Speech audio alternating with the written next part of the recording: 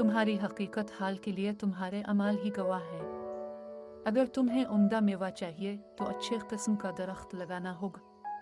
अगर अच्छे किस्म का दरख्त ना हो तो वो नकारा और ख़राब फल ही देगा, और इसमें आने वाले फल ही से उसको पहचाना जा सकता है। तुम सब सांप हो और तुम सब जालिम हो, तो ऐसे में तुम क्यों कर अच्छी बात कह सकोगे?